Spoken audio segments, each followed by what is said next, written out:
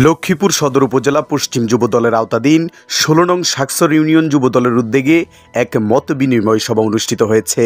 বাংলাদেশ জাতীয়তাবাদী দল বিএনপির ভারপ্রাপ্ত চেয়ারম্যান জনাব তারেক রহমানের ঘোষিত ৩১ দফা দাবি বাস্তবায়নের লক্ষ্যে এই সভার আয়োজন করা হয়।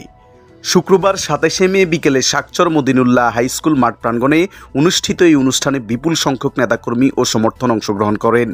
অনুষ্ঠানে বিএনপির অঙ্গ ও সহযোগী সংগঠনের নেতৃবৃন্দ বিশাল মিছিল নিয়ে সভাস্থলে আসেন। সভা শেষে স্থানীয় বাজার এলাকায় জনসাধারণের মধ্যেই তারেক রহমানের ঘোষিত ৩১ দফা দাবির লিফলেট বিতরণ করা হয়। ১৬ নং শাকচর ইউনিয়ন যুব দলের সাধারণ সম্পাদক নিশান পাটোয়ারির সঞ্চালনায় অনুষ্ঠানে সভাপতিত্ব করেন ১৬ নং শাকচর ইউনিয়ন যুবদলের ভারপ্রাপ্ত সভাপতি মোহাম্মদ ওমর ফারুক। অনুষ্ঠানে প্রধান অতিথি হিসেবে উপস্থিত ছিলেন লক্ষ্মীপুর সদর থানা পশ্চিম যুবদলের সাবেক সাধারণ সম্পাদক এম এ মমিন।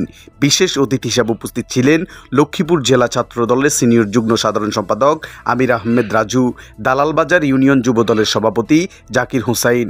সবাই বক্তারা বলেন, তারেক রহমানের ঘোষিত ৩১ দফা দেশ ও জনগণের মুক্তির রূপরেখা।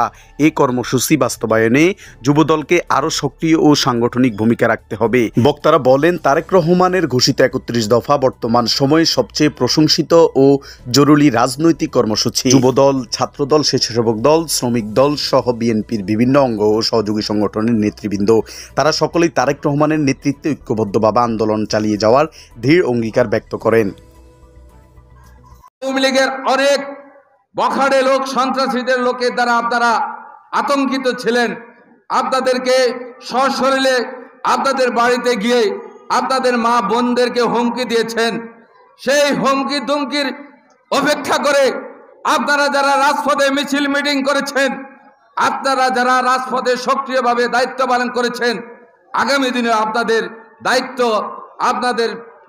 আপনাদের নেতা আপনারা নির্বাচন করবেন।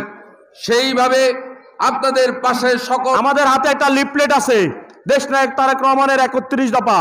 এই ৩১ দফা যদি আমরা বাস্তবায়ন করতে পারি, মানুষের ঘরে ঘরে পৌঁছাইতে পারি, তাহলে আমাদের আগামী দিনের ভোটের রাজনীতি একেবারে সহজ হয়ে যাবে। সেক্ষেত্রে আমরা যারা বাংলাদেশ জাতীয়তাবাদী যুব দলের রাজনীতি করি, আমাদের দায়িত্ব থাকবে সবচাইতে বেশি। আমরা আমাদের প্রত্যেকটা ওয়ার্ডে যুবদলকে আগের চেয়ে বেশি শক্তিশালী করতে হবে। যুবদলকে সাংগঠনিক রূপ দিতে হবে। যুবদলের যেই জায়গাগুলোতে গ্যাপ রয়েছে, যেখানে কমিটি নাই, সেই ওয়ার্ডগুলো আমাদেরকে গোছাতে হবে। প্রত্যেক ওয়ার্ডের এখানে সভাপতি সম্পাদক উপস্থিত আছেন। আমি সবাইকে অনুরোধ করব, আপনারা এখন আর বসে থাকবেন না।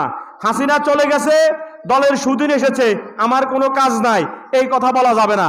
আমার কাজ, আমার দায়িত্ব আরো বেড়ে গেছে।